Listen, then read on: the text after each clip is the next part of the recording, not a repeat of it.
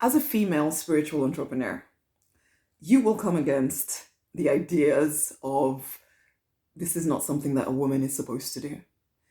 Not always consciously, not always blatantly, but you'll find yourself in a pattern of either rebelling against the idea, of course I can do whatever I want to do, and blah, blah, blah, blah, blah. Still not quite making the money you want to make though, and still procrastinating and still delaying and wondering why you can't just get your act together and do this thing. Or you be in that position where you are completely submitting to the idea that it's possibly not the kind of thing that I'm supposed to be doing. I need to focus for now on my children, on my partner, and blah, blah, blah, blah, blah. This is a generational pattern that affects a heck of a lot of women. Usually they don't even know because we are brought up in a world that tells us that we can do anything and we can be the same as a man and all of this stuff. And logically, we know we can. But we're talking about energy. We're talking about generations of behavioral patterns that have been passed down from your great-grand, great-great-great-great-grand to great-grand to grand to mother to you, basically, that you're not even completely aware of. Hey, I'm Rosemary, Nonny. I work with female spiritual entrepreneurs to support them in growing, starting, expanding, scaling their spiritual business to 6 figures and beyond. I talk about these things because these are the kind of things that get in the way of women. You don't even know it's happening. That's the crazy thing. You just know that you're working very hard and you're not getting where you want to go. But because you're not addressing this subconscious idea inside of you that you're not allowed to do this thing that you're saying that you want to do. So even though on the outside you are rebelling, on the outside you are, of course I can.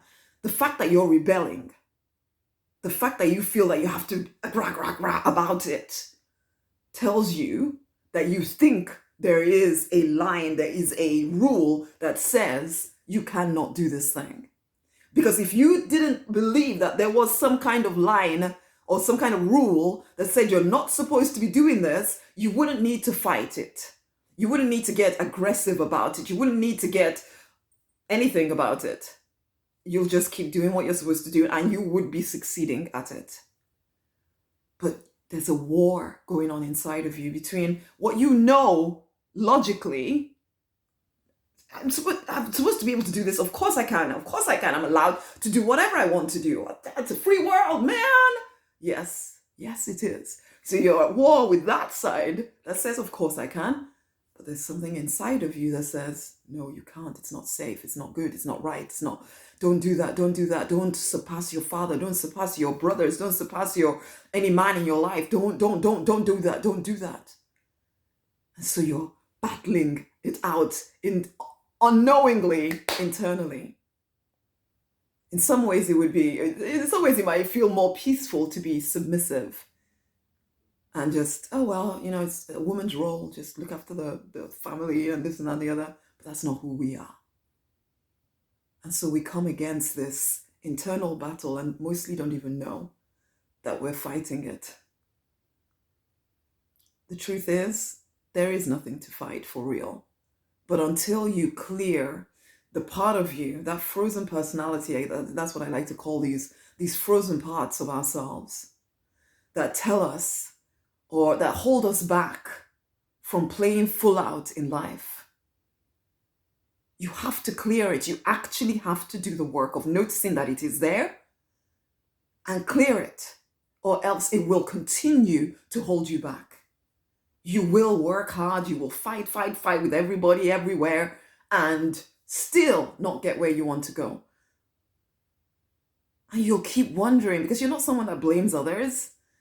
So you'll just keep wondering, why can't I do this? Why is it so hard for me? Why am I, and then you start telling yourself stories about not being enough, and then you're trying to overcome that, and all because there's a root inside of you that you have not handled. But you didn't know it was there. I'm here to tell you, there's no mistake about you listening to this. Number one, go and get a copy of the 6-Figure Spiritual Business Collection. The link will be around this video. It will help you to start noticing, identifying these parts of you. Read the confidence book for sure. Faith book as well. Well, there's lots of stuff in there. Use the limitless, stay on your throne. Stay on your throne and listen to Unapologetic Rise of the Queen. Use these things to start identifying what is holding you back, clearing it, and becoming, and start building the life, the business that you want. Okay? Get the collection. Seriously. It gives you the practical stuff, but it also gives you the internal stuff. Without that internal stuff, you could be working your socks off forever and still never get where you want to go. Are you tired of doing that? Get the collection, okay? Much amazing love.